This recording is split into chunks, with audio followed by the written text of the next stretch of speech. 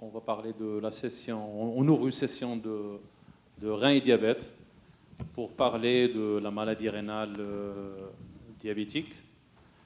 J'attire votre attention que la nomenclature internationale a changé dans ce sens et on parle plus de maladie rénale diabétique plus que néphropathie diabétique, parce que la néphropathie diabétique est réservée seulement pour les diagnostics histologiques, ceux qui sont confirmés sur le plan histologique. Et donc, on parle plus de maladie rénale diabétique. Et le sujet suivant, ça serait modéré par professeur Sqali, qui est le chef de service de néphrologie de CHU Hassan de Fès et qui est professeur à l'université de médecine pharmacie de Fès, et qui va nous parler de la gestion de la maladie rénale diabétique en prédialyse.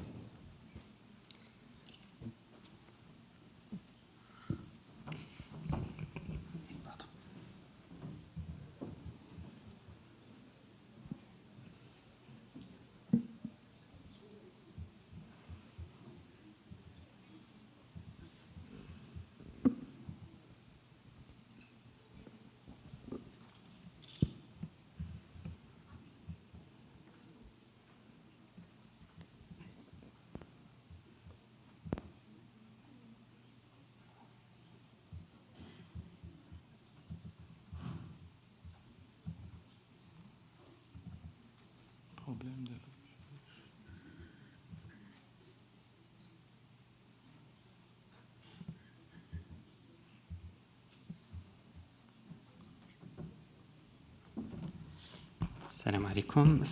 C'est un vrai plaisir encore une fois d'être parmi vous pour évoquer une thématique importante aussi bien dans la pratique endocrinologique que néphrologique.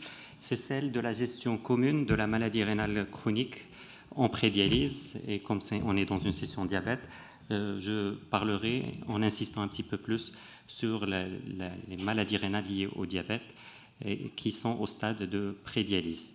Donc, au cours de cette présentation, ça ne passe pas ici, d'accord. Donc, au cours de cette présentation, je mettrai d'abord le point sur la définition de prédialyse. Qu'est-ce que c'est? Ce n'est pas simple à définir.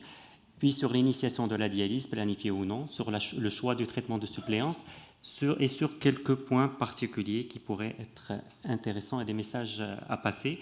Vous voyez que je n'insisterai pas sur la néphroprotection puisque je l'ai abordé hier, et je n'insisterai pas sur la gestion du diabète en prédialyse puisque j'ai préféré adopter une vision plus large, celle devant le patient, et donc le néphropathie diabétique ou néphropathie liée au diabète n'est pas forcément synonyme de focalisation sur le diabète, mais d'une vision un peu plus large. Donc les messages de néphroprotection, c'est d'agir sur les différents éléments modifiables. Et le message pour la gestion du diabète, c'est d'abord ne pas risquer d'hypoglycémie et d'avoir des objectifs acceptables, et d'utiliser les médicaments selon le débit de filtration glomérulaire. Et je ne reviendrai pas sur la façon de mesurer le débit de filtration glomérulaire, qui est sujette à controverse, même en milieu néphrologique, sur quelle formule choisir, etc. Mais ce n'est pas notre sujet d'aujourd'hui. Donc, qu'est-ce que la prédialyse? On pourrait définir la prédialyse comme le stade avant le stade terminal. Et ça voudrait dire que ce serait celui-là, le stade d'insuffisance rénale chronique sévère, avec une clairance de la créatinine ou un débit de filtration glomérulaire estimé entre 15 et 30 millilitres par minute par 1,73 m² de surface corporelle. Ça serait une définition simple, mais ça ne reflète pas la réalité entière en tout cas. Et donc, on pourrait ajouter l'insuffisance rénale chronique terminale, mais non dialysée, puisque, nous le verrons tout au long de cette présentation, un grand pourcentage de patients appartenant à cette catégorie de patients en insuffisance rénale chronique terminale ne seront pas systématiquement dialysés, et nous parlerons des indications de dialyse. Ça, c'est une première façon de voir les choses. On pourrait aussi voir la prédialyse comme la période qui précède la mise en dialyse, et là, le stade de la maladie rénale n'est pas suffisant, puisque on n'évolue pas tous de la même manière, et nos patients peuvent évoluer de façon lente, comme ils peuvent casser rapidement leur fonction rénale et avoir une chute brutale du débit de filtration glomérulaire. Et là, l'évolution vers la nécessité de traitement de suppléance, et particulièrement la dialyse, peut se faire ressentir rapidement et ça peut devenir une vraie nécessité alors qu'on classait le patient dans un stade où il n'était pas considéré comme prédialyse. Donc finalement, une autre définition de la prédialyse, ce sont les 3 à 6 mois qui précèdent la décision prévue de mise en dialyse. Je parlais de rythme d'évolution. Le plus souvent, c'est prévisible, c'est prédictible. Donc parce que j'ai montré aussi ces diapositives hier, c'est linéaire dans la majorité des cas, dans 4/5 des cas, mais il y a aussi les possibilités d'évolution non linéaire. Et il arrive, je choisis le schéma d'en bas, la figure d'en bas, il arrive que des patients qui étaient prévus en dialyse très bientôt se retrouvent avec une évolution beaucoup plus lente en fin de parcours et n'arrivent en dialyse que beaucoup plus tard. Et là, nos décisions prises pendant cette phase de prédialyse, de confectionner une fistule ou de placer un cathéter de dialyse péritonéale ou de modifier certaines thérapeutiques, peuvent se retrouver trop précoces et nous pousser à changer d'attitude. Et c'est pour ça que cette question n'est pas si simple que ça.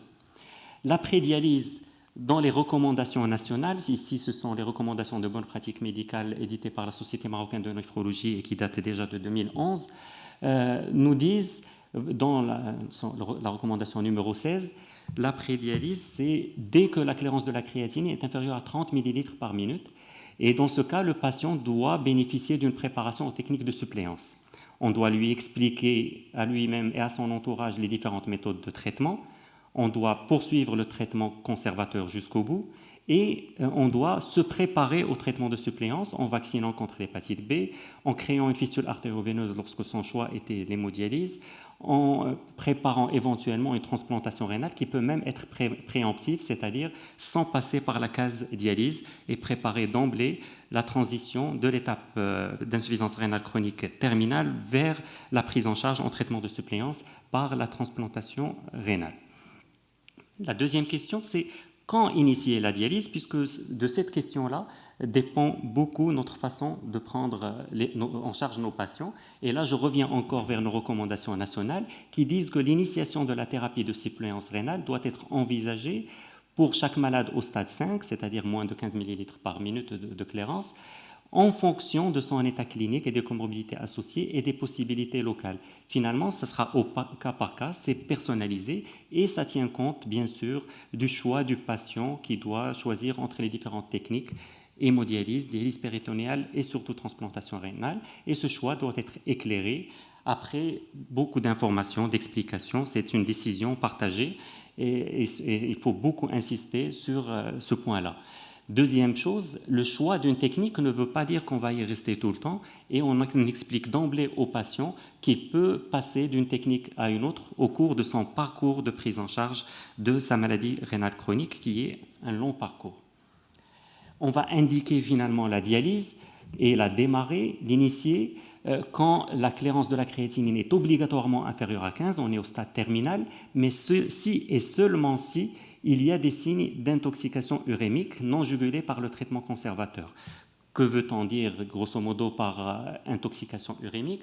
C'est plus large que l'urée, c'est la surcharge volémique, c'est la péricardite, l'hypertension artérielle sévère non contrôlée, l'acidose métabolique ou des signes menaçants comme l'hyperkaliémie ou d'intolérance comme les troubles digestifs, les troubles neurologiques ou la malnutrition. Et vous voyez qu'il y a des points de suspension. Et sur la base de tous ces critères, nous avons des scores et ces scores nous permettent une orientation vers la décision de commencer ou pas un traitement de suppléance de la maladie rénale chronique arrivée à son stade terminal. Mais même en l'absence de ces signes, les recommandations nationales ont choisi quand même de mettre un seuil, celui de 8 ml par minute, et au-dessous de ce seuil, nous préconisons en général de commencer la dialyse avant même l'apparition de ces signes.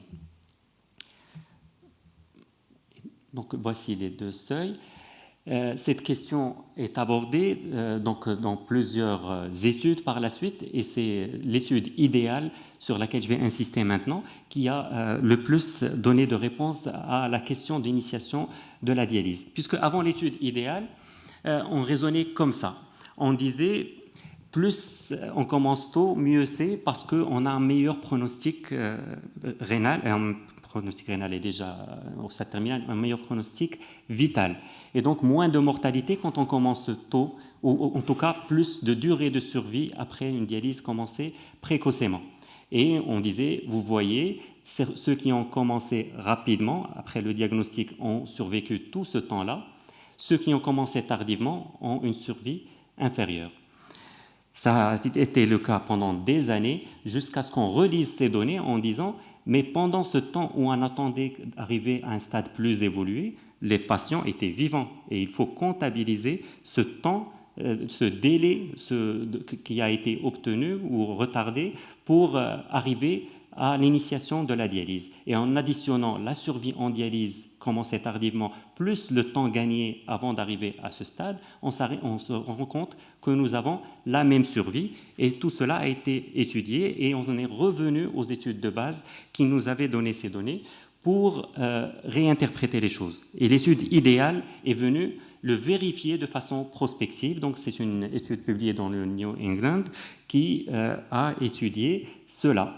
L'initiation de la dialyse précoce versus tardive, et cela nous donne l'étude idéale. Elle a été menée en Australie et en Nouvelle-Zélande de façon prospective, randomisée. Les 828 patients en maladie rénale chronique stade 5 ont été tirés au sort pour soit commencer la dialyse de façon précoce entre 10 et 14 millilitres par minute de clairance de créatinine, soit attendre un stade plus tardif et ne commencer qu'à 5 ou 7 millilitres par minute. Et le critère principal était la survie. C'est sur ce critère-là qu'on va comparer les deux groupes. Et vous voyez qu'une fois randomisés, ceux qui étaient censés être donc dans l'initiation précoce, entre 10 et 14, ont en fait été mis en dialyse après moins de 2 mois, et ils l'ont été à 9 millilitres par minute, le temps de préparer une voie d'abord, de placer un cathéter ou autre. Et donc, vous voyez, le premier groupe s'est transformé en ces données-là. Le deuxième groupe, qui était censé commencer entre 5 et 7, a en fait commencé à 7,2 millilitres par minute en moyenne, parce que certains ont présenté des signes cliniques qui ont justifié qu'on commence plus tôt, et c'est ce qui nous donne cette moyenne. Et cela a été fait 7,4 mois plus tard. Vous voyez, 7 mois par rapport à 2 mois, on n'a pas gagné, en tout cas pas plus d'un semestre de gain entre les deux groupes. Nous allons maintenant les comparer en termes de survie, et vous voyez que les deux courbes sont quasiment superposables et il n'y a pas eu de gain de survie à commencer plus tôt la dialyse. C'est de ce point de vue-là que les choses sont vues maintenant et que les recommandations d'après 2010 ont été revues.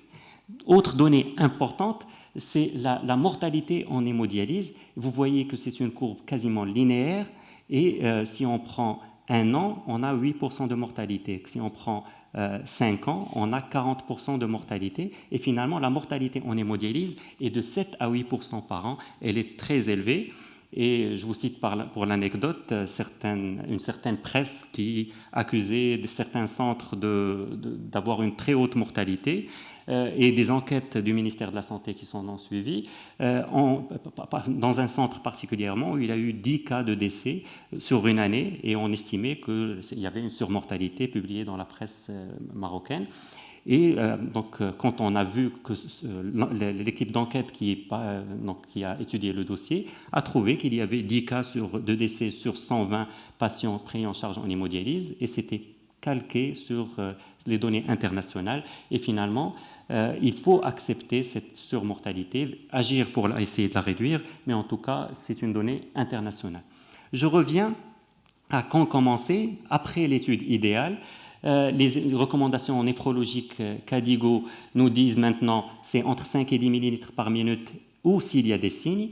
Les recommandations européennes nous disent 6 à 9 ou s'il y a des signes, et même certaines recommandations internationales disent qu'on ne va plus tenir compte du débit de filtration glomérulaire, mais des signes d'intoxication urémique ou d'intolérance de cette insuffisance rénale chronique terminale, et tout cela pour décider de commencer la dialyse.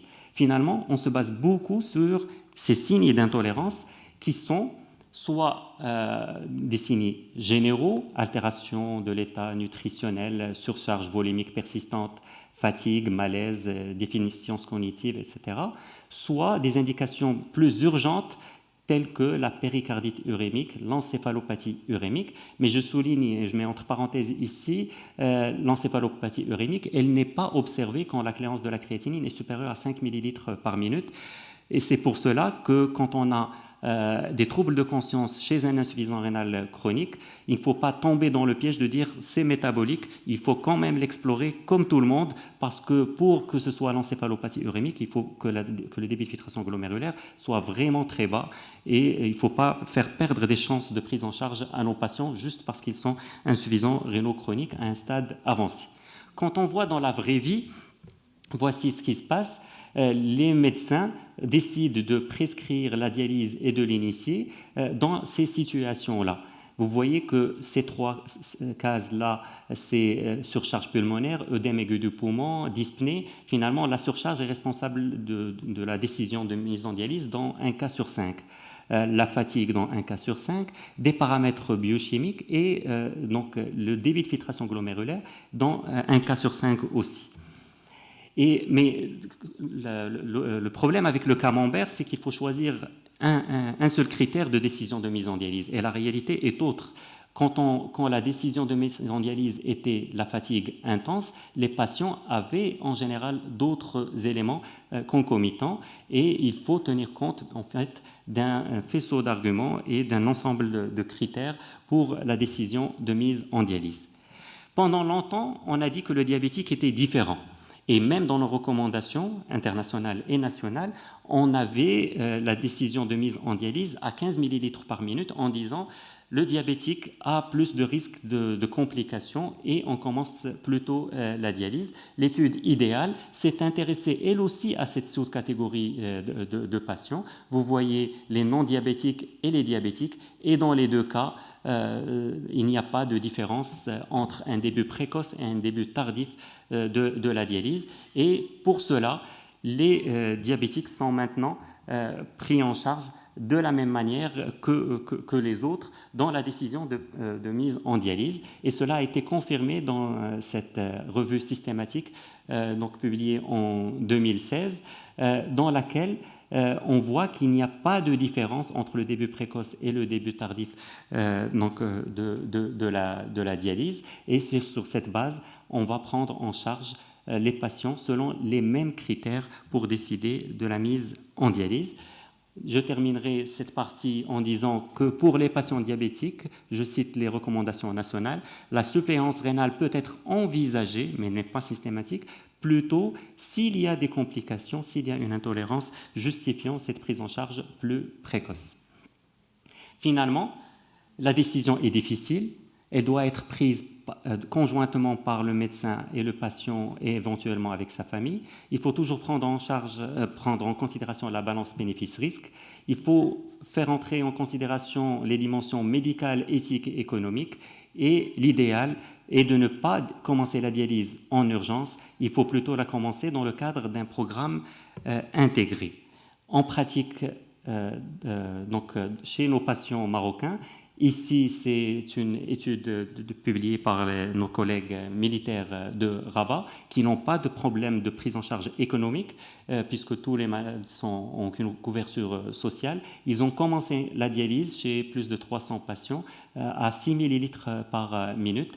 Et donnée importante puisqu'on parle aujourd'hui des diabétiques, 41% des patients mis en dialyse parmi ces 318 étaient diabétiques. Le diabète est présent dans 4 cas sur 10 chez nos patients qui initient la dialyse durant ces dernières années. On a dit qu'il fallait planifier, que ça soit programmé, mais que se passerait-il si la dialyse n'était pas planifiée? La réponse est effarante. Regardez, Dialyse planifiée, ici c'est une courbe de survie, et là, dialyse non planifiée. La surmortalité se passe au cours de la première année. Vous voyez que déjà la moitié d'entre eux sont décédés au cours de la première année lorsque la dialyse n'était pas planifiée. Les causes sont nombreuses. Cette étude canadienne s'est intéressée aux facteurs de risque de dialyse non planifiée parce qu'au stade de pré-dialyse, on n'a pas pris les bonnes décisions.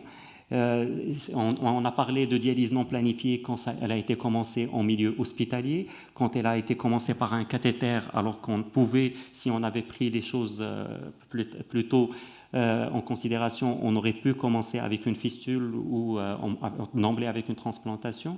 Lorsque donc, il y a la combinaison des deux, hospitalisation et cathéter, ou lorsqu'on a commencé en situation d'urgence, vous voyez 25% de dialyse en situation d'urgence pour des patients qui étaient classés comme patients ayant une maladie rénale chronique liée à une maladie diabétique. Et les facteurs de risque qui étaient responsables de cette dialyse non planifiée sont de 3 catégories. La première, c'est être plus âgé, avoir une maladie rénale qui évolue rapidement et avoir une maladie cardiovasculaire associée. Donc, c'est le terrain. Le deuxième groupe, c'est celui-là, c'est une hémoglobine qui baisse rapidement, une dénutrition, une élévation des taux de phosphate et un débit de filtration glomérulaire qui baisse rapidement. La troisième catégorie, c'est la référence tardive, l'absence d'éducation du patient et l'absence de suivi dans une unité spécialisée en prédialyse. Et tout cela est modifiable et c'est sur cela qu'on doit agir pour éviter cette surmortalité énorme qu'on observe chez nos patients à cause d'une prise en charge tardive et à cause d'une dialyse non planifiée. Dans la même étude, les facteurs à l'analyse multivariée étaient encore une fois l'âge augmenté, etc. Mais c'était dans 5 études la référence tardive qu'il faut endiguer et sur laquelle il faut agir. Il faut donner le choix aux patients entre les 3 techniques, l'hémodialyse, la dialyse péritonéale et la transplantation rénale, et cela passe par une éducation thérapeutique, une décision partagée qui tient compte du climat de confiance qu'on a instauré au cours des derniers mois ou dernières années de suivi, de l'information complète qui a été donnée, mais aussi du mode de vie du patient, de ses possibilités, des disponibilités locales. Et il faut tout expliquer en vocabulaire adapté. J'insiste sur cela avec une terminologie adaptée en arabe, en amazigh s'il le faut pour les patients, mais en tout cas passer le message, et ça c'est très important dans le choix. Quand on fait des enquêtes a posteriori pour voir auprès des patients pourquoi ils ont choisi telle ou telle technique, ils nous disent que très souvent, ça dépend de ce qu'on nous a dit au moment de préparer le traitement de suppléance. Et donc on ne va pas parler uniquement d'hémodialyse, on doit parler de dialyse péritonéale et on doit parler de transplantation rénale. Lorsque le choix était l'hémodialyse, j'insiste seulement sur ce point-là, c'est qu'il faut faire une fistule et que pour sa maturation, il faut en moyenne 4 à 6 semaines et beaucoup plus chez le diabétique. Donc ce n'est pas une décision qui se prend à la dernière minute, il faut au moins 6 semaines, mais beaucoup plus chez le diabétique, et donc ça va 3-4 mois pour donc la maturation de la fistule, et c'est à l'avance qu'il faut décider de la technique en collaboration avec le patient. Pour ce qui est de la dialyse péritonéale, il faut un minimum de 2 semaines. Et donc, vous voyez encore une fois que ce n'est pas à la dernière minute. Je vais vous parler très rapidement de la façon avec laquelle la chose est abordée au sein du service donc ici à Fès. Quand on parle aux patients d'hémodialyse, ils voient souvent salle d'attente, liste d'attente et disponibilité de place. Heureusement, les choses sont en train de changer puisque avec les nouveaux centres, dans 2 mois, Inch'Allah, il n'y aura plus aucun patient en liste d'attente. Et ça, c'est très important pour que le patient ait la possibilité de choisir entre les 3 techniques, donc sans tenir compte de la disponibilité puisque les 3 techniques seront désormais disponibles. Quand on va lui parler d'hémodialyse, on va aussi penser, nous médecins, au risque cardiovasculaire plus élevé en hémodialyse et aux problèmes d'abord vasculaires et de fistules dont j'ai parlé et de beaucoup plus de complications en hémodialyse chez le patient diabétique. Quand on va lui parler de dialyse péritonéale, ici c'est une séance d'éducation dans le service, donc il va apprendre à faire la technique chez lui et donc on va surtout craindre chez le diabétique la solution qu'on utilise, le dialysac qu'on perfuse en intra-abdominal pour le contact avec le péritoine, qui est très riche en glucose et qui va déséquilibrer son diabète. Et ça, on l'aborde de façon précoce avec son médecin diabétologue. On doit aussi lui parler de transplantation rénale et j'ai choisi exprès cette photo. C'est l'unité de transplantation, c'est au fond du couloir dans le service ici. Et donc c'est un long chemin à parcourir, mais c'est aussi là que réside la lueur d'espoir pour les patients qui cherchent à sortir de cette dialyse et à envisager la transplantation, au cours de laquelle on va mettre des corticoïdes, des immunosuppresseurs, et donc plus de risque d'infection chez le diabétique et plus de risque de déséquilibre du diabète. Mais cela est le prix à payer pour une meilleure survie, pour une meilleure qualité de vie, pour moins de complications cardiovasculaires et pour un coût inférieur de traitement dès la première année. Et donc toutes les raisons pour choisir cette technique. 2 messages clés pour terminer. Il faut préserver le capital veineux et éviter la transfusion parce que la transfusion est la source d'immunisation qui nous complique la transplantation par la suite. Ici, c'est une photo de l'affiche du service pour protéger le capital veineux, préférer le dos de la main, préférer le bras dominant parce que ce bras-là, on veut le laisser libre en dialyse pour que le patient ait une meilleure autonomie pour manger, pour lire, écrire, etc. pendant les 156 séances d'hémodialyse qui vont durer chacune 4 heures pendant une année. Et donc, on va prélever avec un système à vide et éviter les seringues et les aiguilles non à vide pour le prélèvement sanguin. Dans le service, on a commencé à utiliser un système de transillumination à la lumière proche de l'infrarouge et je vous montre quelques données pour faciliter le prélèvement. Directement, vous voyez, quand on utilise la lumière proche de l'infrarouge, 100% sont prélevés au dos de la main, alors que quand on ne l'utilise pas, seuls 5% sont prélevés au dos de la main. Donc, toutes les raisons pour le faire. Et deuxième chose, les complications, hématome, 3%, comparativement à ici 21%. Donc, toutes les raisons pour le faire. Je vais terminer en disant qu'il faut éviter la transfusion parce qu'au cours de la maladie rénale chronique, vous voyez que ça baisse avec l'évolution, c'est l'hémoglobine qui est en train de baisser. Et donc, il faut utiliser l'érythropoïétine et le fer pour essayer de corriger cette anémie. Il y a des recommandations pour cela. Et que nous disent les recommandations? Il faut commencer un agent stimulant l'érythropoïèse quand l'hémoglobine est inférieure à 10, quand elle est responsable de symptômes gênants et que c'est exclusivement secondaire à l'insuffisance rénale chronique, c'est-à-dire qu'il n'y a pas d'autres signes. Tout cela chez le diabétique dialysé ici et le non dialysé ici. Donc même le non dialysé, il faut commencer chez lui de l'érythropoïétine et avec des données récentes qui nous disent soit oui, soit non, mais surtout cette dernière diapositive pour nous dire que quand on utilise l'érythropoïétine en pré-dialyse, on réduit le risque de transfusion. En réduisant le risque de transfusion, on réduit l'immunisation et on laisse des chances intactes aux patients pour être transplanté rénal et lui donner un meilleur espoir de survie. Donc, durant ces 25 minutes, j'ai abordé cette partie-là de la prise en charge en pré-dialyse. Il y a beaucoup d'autres choses à dire et je conclue sur cela. Merci, professeur Srli, pour votre présentation.